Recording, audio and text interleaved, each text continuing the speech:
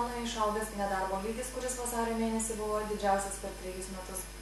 Didžiosios Britanijos indeksą tempia žaliavų gamintojai dėl kritusios naftos bei metalų kainos. Vokietijoje indeksas pasuko žemyn paskelbus prastus eurozonos mažmeninio pardavimo ir gamybos duomenis. Pabaltijos akcijų rinkos išliko vangios ir be didesnių pokyčių. Vilniaus vertybinių popierių biržos indeksas kristelėjo 0,47%. Viena aktualiausių šios dienos naujienų buvo Banko Snoro sprendimas įsigyti kompaniją Invalda ir kitas jos valdomas įmonės. Tačiau rinkos dalyviai neskubėjo patikėti šią žinią, ar bent jų nespėjo įvertinti. Banko Snoro kartu ir Ūkio banko akcijų kaina krito virš 3%. Beje, pastarojo kainos kritimą galėjo lemti sumažinti skolinimosi reitingai. Invalda akcijos šoko virš 5%, tačiau apyvarta nebuvo didelė. Nuo iš viso akcijų biržoje perleista už kiek daugiau kaip 1 milijoną litų. Rygos vertybinių popierių biržos indeksas kilo 1%.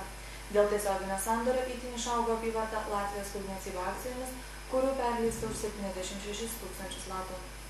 Kiek aktyvių prekiauta ir Grindex akcijomis. Galiausiai Talino vertybinių popierių biržos indeksas augo 1,38%.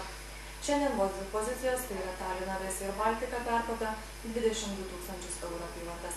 Tačiau akcijų kainos pasuko priešingą linkme. Bendra biržos apyvarta perkopė vos 115 tūkstančių eurų.